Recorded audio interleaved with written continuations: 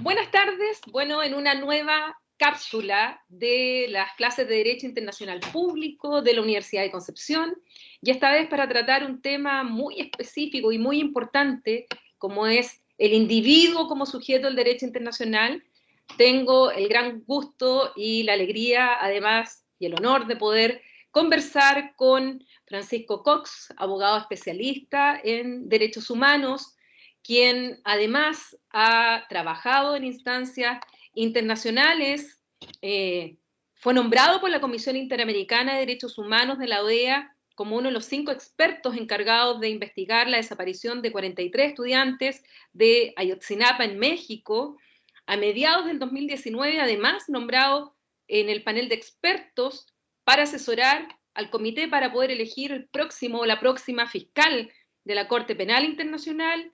El 2019, además, el Consejo de Derechos Humanos de la ONU lo convocó como experto para participar en una misión especial de investigación sobre Venezuela, entre muchas otras actividades, y además siendo el único chileno quien ha litigado ante la Corte Penal Internacional. Así es que, oye, Francisco, muchas gracias por haber aceptado mi invitación, el compartir con mis alumnos de Derecho Internacional Público, y no solamente hablar, digamos, de lo teórico, sino que lo que me interesa contigo además es ver lo práctico, cómo el derecho internacional en la realidad, en los tribunales, bueno, en materia de derechos humanos, tú también has estado en varias causas, también en la Corte Interamericana, bueno, cómo esto funciona. Entonces, esa es un poco la idea de conversar para este curso de la Universidad de Concepción.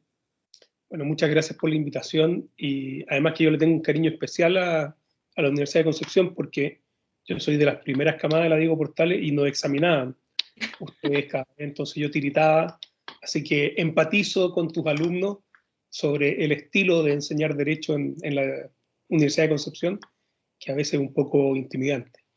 Dicho eso, mira, a ver, creo que es súper interesante como planteas tú, porque ya no, pero me imagino que habrán visto que llegar a considerar al individuo como un sujeto de derecho internacional no fue algo como inmediato, sino que fue producto de la historia y la evolución del derecho internacional. Y esto tiene que ver justamente con el tema de que se considera, hay distintas visiones de ver el derecho internacional, o sea, obviamente el principal sujeto son los estados porque son quienes son capaces de crear formalmente derecho. O sea, pueden suscribir tratados a través de su práctica y su opinión jurídica, es lo que ellos, o sea, son los creadores de la costumbre internacional. Pero el individuo se fue metiendo, justamente, yo diría, esta es mi visión desde la Declaración Universal de Derechos Humanos y justamente el trauma de la Segunda Guerra Mundial, donde se observó que los estados no eran suficientes, o la protección que establecen los estados para la gente que está sometida a su jurisdicción no era suficiente para proteger al individuo. Entonces se empieza a crear el discurso de lo que sería el discurso de los derechos humanos y el discurso de los derechos. Entonces, desde esa perspectiva, el sujeto, el individuo, empieza a ser un sujeto que es titular de derechos a nivel internacional y también sujeto de obligaciones.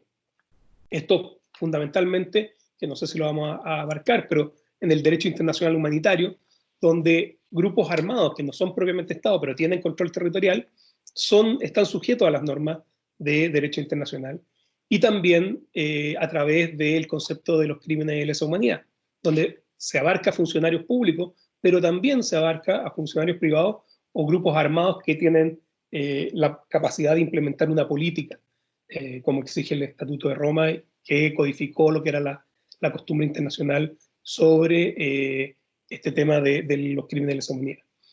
Ahora, Entonces, desde esta perspectiva, ¿cómo nosotros podríamos hablar que se ha ido desarrollando este proceso de protección universal de los derechos humanos?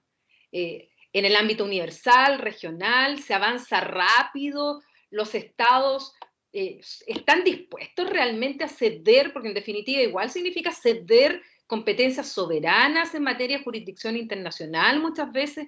¿Qué tan dispuestos están los estados?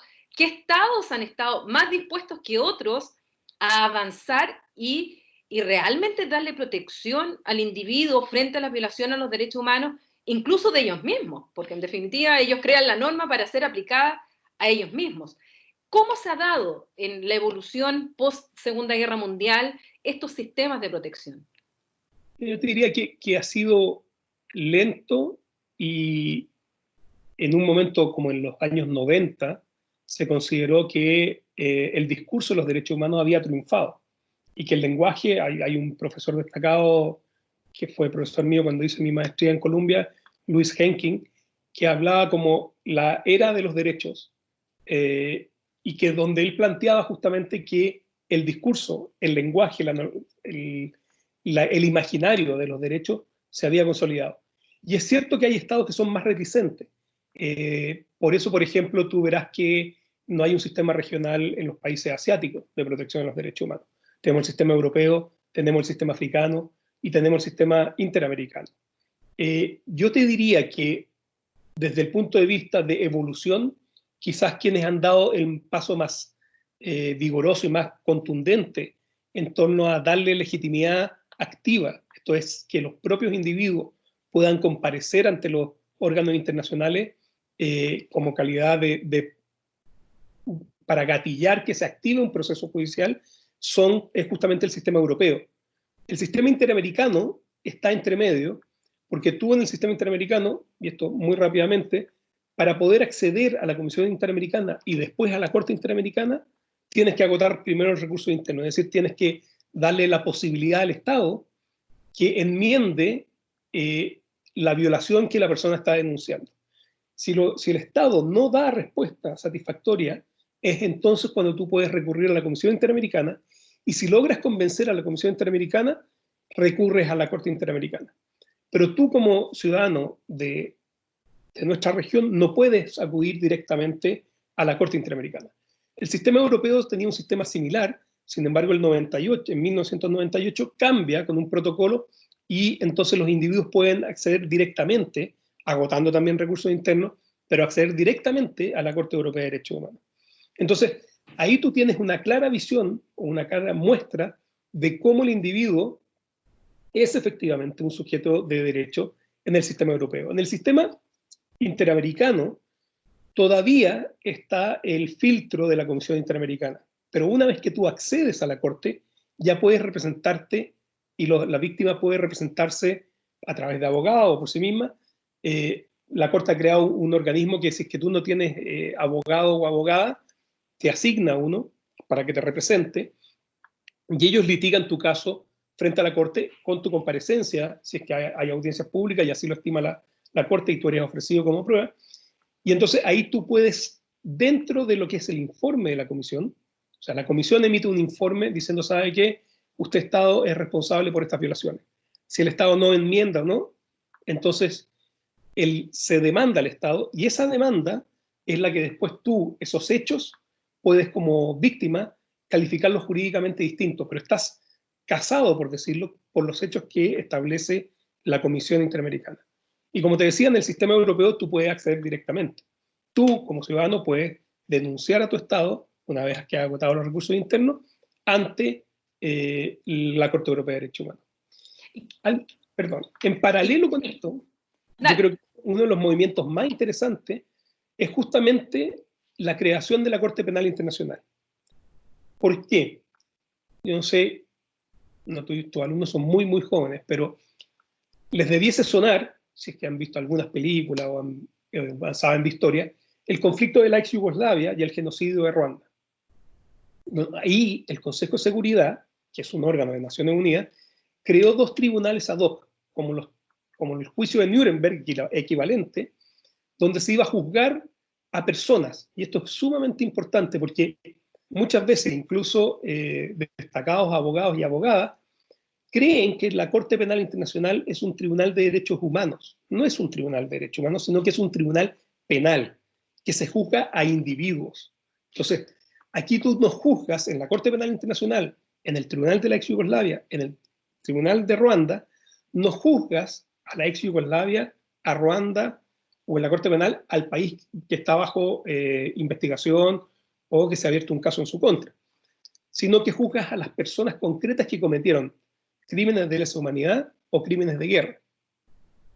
Pero el proceso de creación de la Corte Penal Internacional es sumamente interesante en cuanto a lo que estamos hablando del individuo como sujeto de derecho, porque ni en la Corte Penal de la ex Yugoslavia, ni en el Tribunal de Ruanda, las víctimas podían tener una participación.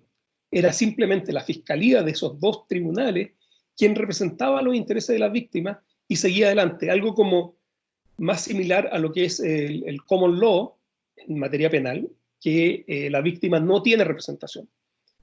Cuando se establece el Estatuto de Roma, la Corte Penal Internacional, las ONG, organismos no gubernamentales, que también algunos consideran que son sujetos de derecho internacional, entre comillas, porque son movimientos que buscan crear normas internacionales, hacen un movimiento muy fuerte para que en la Corte Penal Internacional se incluya a las víctimas.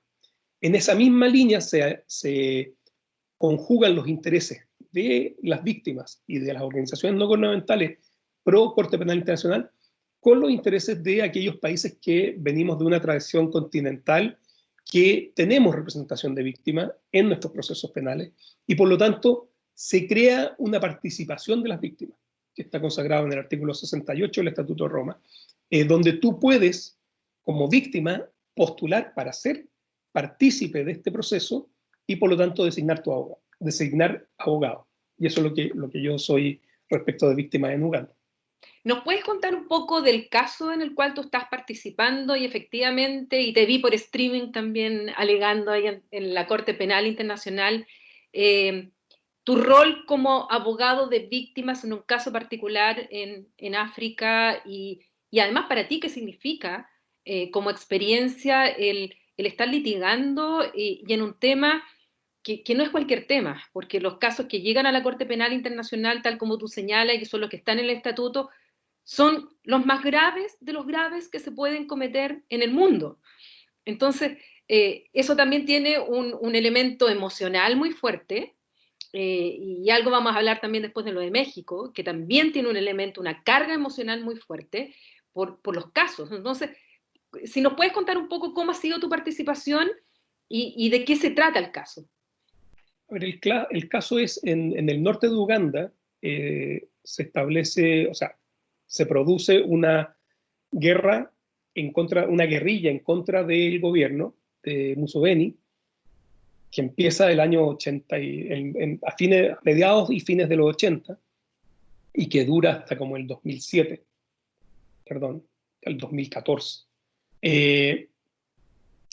Y uno de los comandantes, y esta guerrilla se llama Lord Resistance Army, es el ejército de resistencia del Señor, con un componente animista cristiano, y ellos en el fondo lo que hacen es en el norte de Uganda secuestrar niños para engrosar sus filas, cometen obviamente pillaje, destrucción de propiedad, violaciones, secuestran niñas, mujeres para después hacerlas sus esposas, sus cónyuges, secuestran, como digo, a niños, les quitan las cosas y obviamente matan a muchos. De hecho, el proceso de adoctrinamiento de los niños que secuestran, que más o menos secuestran entre 8 o 6 años a 12 para romper la voluntad y fuerzan a matar a sus padres, fuerzan a matar a otros. Esta es además una guerrilla pobre, no es una guerrilla con mucho recurso. Entonces, ese tipo de asesinatos se hace con ramas de árboles, con golpes físicos. Entonces, algo efectivamente muy, muy traumático.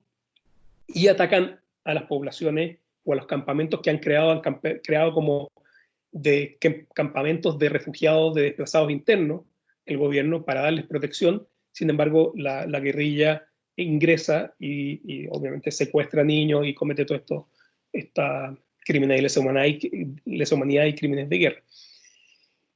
Entonces, uno de ellos, Dominic Owen, es un comandante que tiene la particularidad que él a su vez fue secuestrado, pero por los actos que le están juzgando son por los actos que él dirigió como comandante. No hay ninguno de los cargos, tiene más de 70 cargos en su contra. Ninguno de ellos es durante su periodo como niño soldado, sino que una vez que ya es comandante y director de una de las brigadas.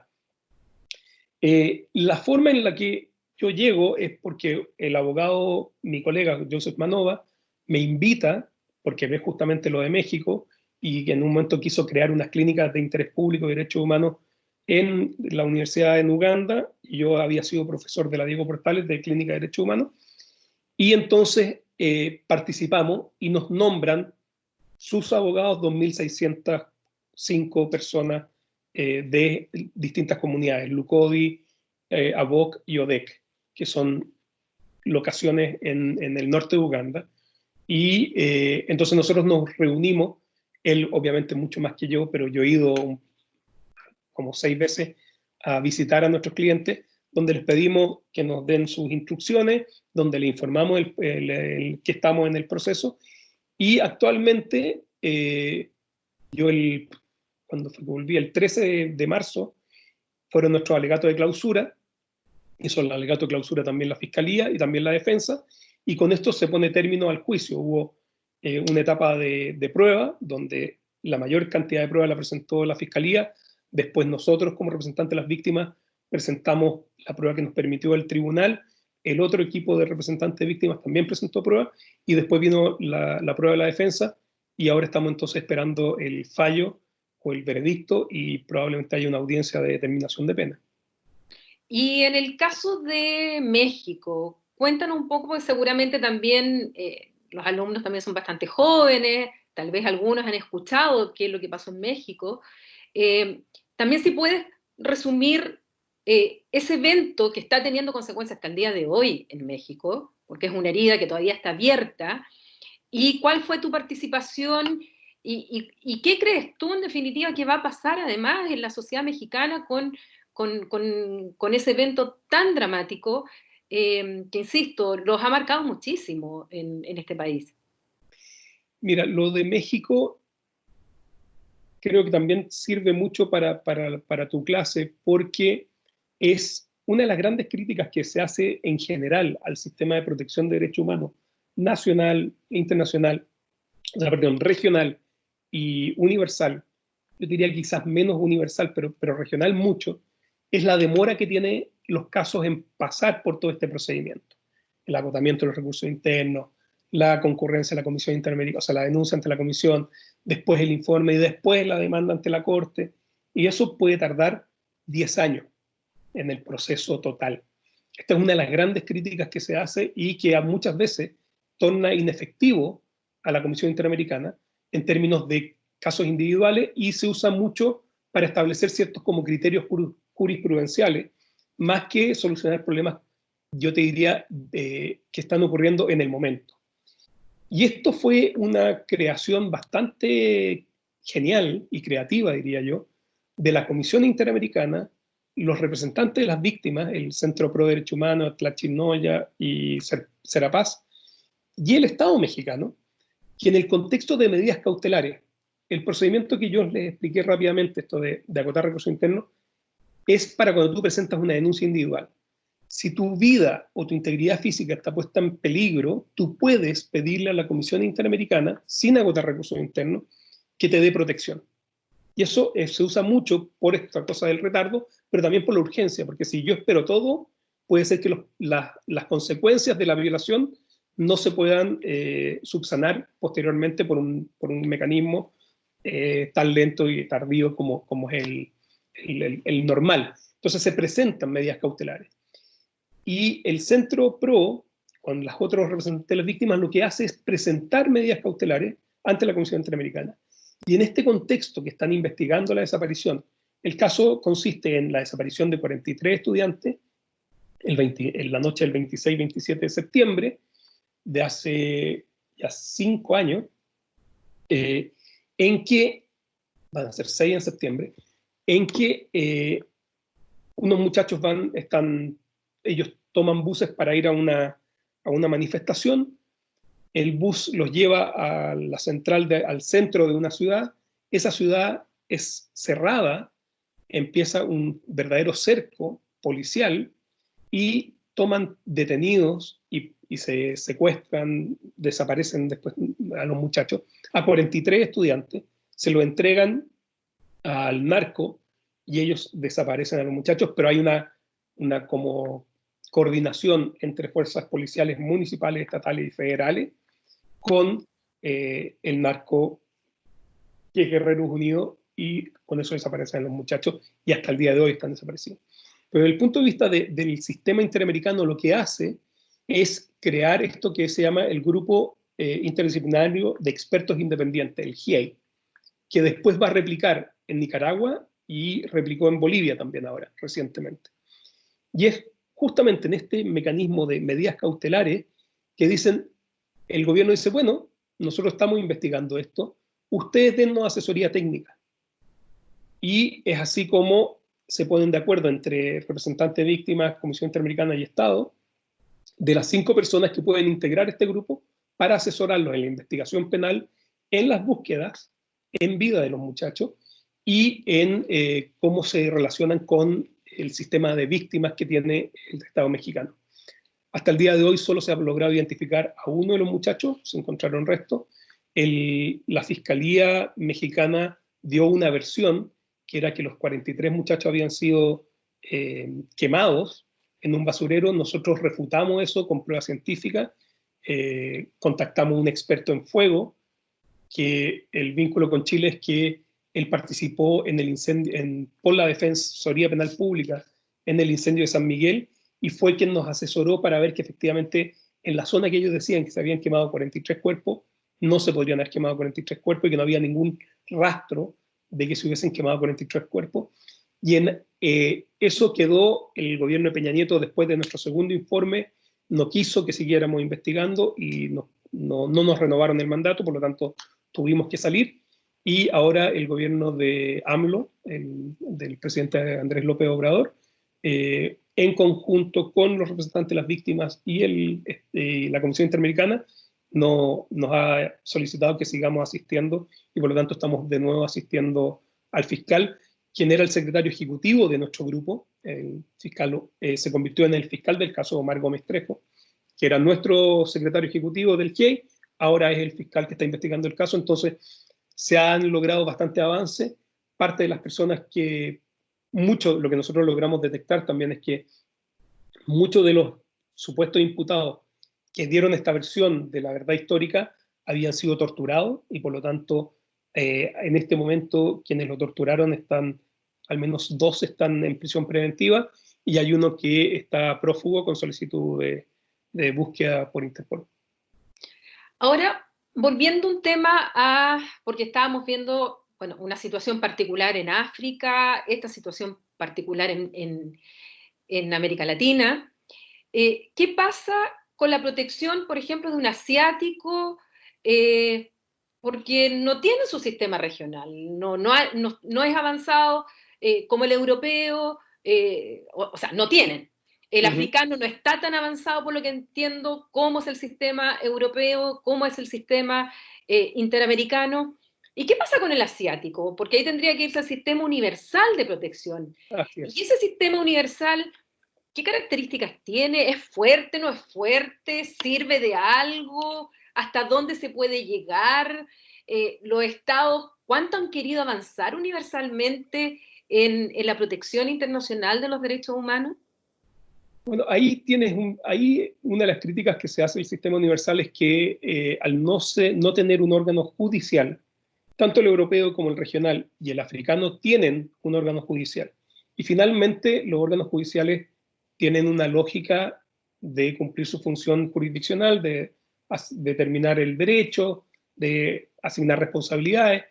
El sistema universal tiene lo que llaman cuasi judicial, donde muchas veces interviene criterios políticos, y eso es un poco la crítica que se hace. Sin embargo, yo diría que gente o organismos como la Alta Comisionada de Derechos Humanos, los relatores especiales, cumplen una función bastante importante en términos de protección, pero sin duda ahí lo que se moviliza es más que nada la convicción, o sea, el convencimiento. Esta es la clásica crítica, y tú lo habrás escuchado más de una vez, bueno, ¿de qué sirve el derecho internacional si es que no se puede implementar, no tienen policía, no tienen... Bueno, eso es algo que se usa mucho también para criticar los organismos de derechos humanos. De lado y lado se les acusa de politización, de que son de un solo lado de la izquierda. O sea, si tú le preguntas probablemente al Estado de Venezuela la visión de la Comisión Interamericana, es que es un órgano de los yanquis. Si tú le preguntas a alguien de El Salvador o de Honduras, la opinión sobre la Comisión Interamericana es que son una tropa de izquierdistas. Entonces, eso te da cuenta que parece que están haciendo bien el trabajo, porque si te acusan de izquierda, te acusan de derecha, significa que en el fondo estás tratando de aplicar lo que es el derecho. Desde el punto de vista de los asiáticos, lo que tienen es el sistema universal, que sí tiene más ribetes de negociación política, pero sin duda sirve. O sea, ponte tú la fact-finding mission o la, ¿cómo se diría eso? La misión de determinación de hechos de Myanmar es ¿cómo se llama? Una creación del Consejo de Derechos Humanos a propuesta de distintos países que ha tenido mucho prestigio. De hecho, he citado muchas veces su informe, incluso en el caso que comentabas con Catalina Fernández del caso de la Corte Internacional de Justicia sobre genocidio que presentó Gambia contra Myanmar. Se cita mucho esa institución de la Fact-Finding Mission de Myanmar y su informe. Entonces, estos informes van creando una suerte de lo que se llama en derecho internacional quizás soft law, que no es derecho duro de creación vinculante necesariamente, pero se va acumulando y sedimentando de manera tal que después otros órganos que sí tienen poderes de determinación y vinculante pueden usar y por lo tanto implementar y ejecutar el derecho. Ahora entrando a Chile y para ir cerrando, ¿Chile ha sido condenado internacionalmente por violación a los derechos humanos? Muchas veces, sí. Sí, mira, la postura de Chile es bien interesante en términos de su evolución. Durante la dictadura, muchos personeros y muchas organizaciones recurrieron a la Comisión Interamericana justamente por la situación gravísima de derechos humanos que se estaba viviendo. Cuando retorna la democracia, Chile lamentablemente juega un rol bastante gris, por decirlo de alguna forma, que es tratar de limitar a la Comisión Interamericana, diciéndole que, bueno, que que ya somos democracia y que por lo tanto no necesitamos este organismo tan preocupado de la protección, sino que sería más importante que pasara a la promoción. Es decir, que empezara a capacitar a funcionarios, que educara de derechos humanos, cuando la mejor forma de educar es justamente a través de un sistema de protección donde tú sabes que si no cumples con determinadas normas, puedes ser sancionado. Y Chile ha sido sancionado en democracia por la Comisión y la Corte. Tenemos casos sobre libertad de expresión, la última tentación de Cristo, quizás el primero en esa línea. Después tenemos casos de acceso a información, Claude Reyes. Después tenemos casos de libertad de expresión y de nuestro sistema procesal penal, en el caso Palamara, que es un militar que publica un libro y que le censuran, pero que también pone en cuestionamiento la Corte Interamericana. Y este es uno de los casos donde yo te decía que, por ejemplo, la Comisión solo demandó al Estado chileno por libertad de expresión. Y nosotros, yo participé de ese caso, quisimos ampliarlo al tema procesal penal porque decíamos que la justicia militar no cumplía con el estándar del debido proceso. Y efectivamente la Corte nos encontró la razón y por lo tanto Chile sí ha sido condenado. Y también por discriminación por orientación sexual, en el caso Karen Natala e hijas, donde la Corte inaugura una jurisprudencia muy importante que la orientación sexual es un criterio de discriminación no permitido por la Convención Americana y por lo tanto no se pueden asignar derechos con base a la orientación sexual. ¿Qué pasa si el Estado chileno no cumple cabalmente con lo que la Corte le impone? Porque algunos critican que justamente en el caso Atala se ha limitado casi formalmente a ciertos cursos de capacitación, pero que no va con el espíritu real de la sentencia y como modo de reparación en cuanto a una formación mucho más allá de jueces y juezas en cuanto a la no discriminación, sobre todo por sexo. ¿Qué pasa si un Estado no cumple con una sentencia de la Corte Interamericana de Derechos Humanos? O si, por ejemplo, la Corte determina, que el caso de Perú, por ejemplo, que, bueno, que tiene que anular todo un proceso porque no se cumplió con el debido proceso y resulta que en lo interno te dicen, no, pero cosa juzgada. ¿Qué pasa ahí? Ese es un tema que bueno, es el talón de Aquiles que te decía antes, o sea, es el talón de Aquiles de todo el derecho internacional. Eh, y ahí lo que puede hacer la Corte pide informes periódicos y sigue revisando los casos hasta que los da por concluido cuando se da satisfecho que se ha cumplido con toda la sentencia. Y se le envían informes. Y la Corte Interamericana informa en cada una de las asambleas generales los países que no han cumplido con esa sentencia. Y es claramente insuficiente. Y ahí depende de la voluntad de cada uno de los estados.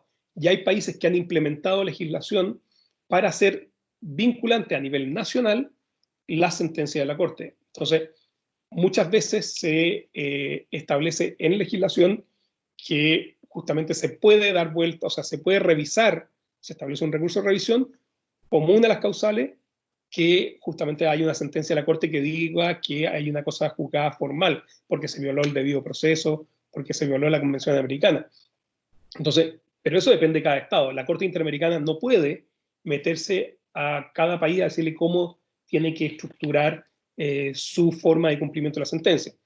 Ahora, obviamente que uno podría eventualmente, y así se ha hecho en algunas ocasiones, presentar un nuevo caso o en esos informes de seguimiento, solicitarle un nuevo pronunciamiento a la Corte sobre el incumplimiento y por lo tanto que haya una reforma legislativa, constitucional, en términos de modificar el ordenamiento jurídico interno para que esté acorde a la Convención Americana o el derecho interno. Ahora, en el caso de la Corte Penal Internacional, si uno empieza a ver los casos que están conocidos por la Corte, llama la atención que son fundamentalmente países africanos. ¿Hay alguna explicación a por qué son países africanos y son, digamos, aquellos que son los que tienen la legitimación pasiva en este caso, son justamente africanos y no... Y alguien podría decir, bueno, ¿y qué pasa con Siria? ¿Qué pasa con Israel? ¿Qué pasa con lo que ocurre en Afganistán? ¿Qué pasa con soldados que han cometido también algunas también violación a los derechos humanos en Irak o en otros lugares? ¿Cuál es la razón? A ver, la razón es compleja, creo yo. Yo creo que, a ver, hay situaciones que se están analizando de otros países. Entonces, de hecho, recientemente la Corte de Apelaciones permitió una investigación sobre Afganistán y también sobre Palestina. O más bien se alegaron y se está revisando. Respecto de Afganistán, se concedió que efectivamente tenía jurisdicción. También se concedió que, porque Bangladesh, que es el gran recibidor de los Rohingya de Myanmar, también consideró que tenía jurisdicción la Fiscalía para investigar la situación de Myanmar. Insisto, hay que recordar que la Corte Penal Internacional investiga personas, no países. En este momento hay dos situaciones siendo analizadas de Venezuela hay dos de Venezuela. Está Afganistán, como dije, está Sudán, bueno, eso es África. Entonces, depende mucho de qué investigaciones le llegan, qué información hay disponible, y también hay muchos países africanos que ellos mismos han derivado la situación a la Corte Penal Internacional. Por ejemplo, el caso de Uganda, que es el caso en que yo estoy involucrado, fue el Estado ugandés el gobierno ugandés que dijo, ¿sabe qué? Yo no puedo lidiar con esta situación, mis tribunales no tienen la capacidad, por lo tanto, investíguela usted. Lo interesante es que cuando un país deriva una situación, o sea, no puede decirle, oiga, solo investigue, por ejemplo, en este caso, solo investigue al Lord Resistance Army, sino que también, una vez que le llegue la situación a la Fiscalía derivada por el Estado, puede investigar toda la situación, por lo tanto, a todos los actores involucrados. y podría, en el caso de la Corte Penal Internacional, dijo que no tenía suficiente evidencia, perdón, de la Fiscalía no tenía suficiente evidencia o antecedentes como para investigar a funcionarios del gobierno o militares de Uganda, pero lo podría haber hecho. O sea, tiene esa jurisdicción.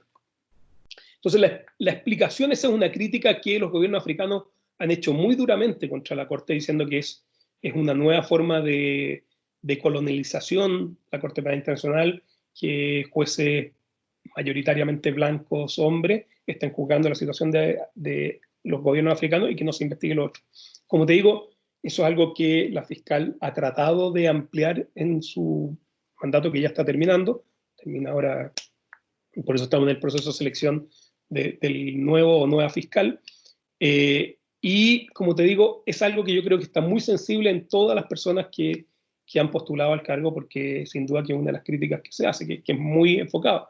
Pero como te digo, la Fiscalía y la Corte Penal Internacional se guía por la evidencia y también si es que hay o no hay casos a nivel local. Por ejemplo, por lo que yo tengo entendido, en Inglaterra se ha investigado algunos casos de abusos por soldados. En Estados Unidos no es parte de la Corte, por lo tanto no podría, pero sí a través de Afganistán se podrían estar investigando. Casos de soldados americanos, no sé si va a haber mucha colaboración en términos de entregarlos, si es que llega a determinarse responsabilidad de alguno, pero yo diría que con estos casos nuevos que se han abierto, esa crítica tiene menos peso. Bueno, Francisco, muchas gracias.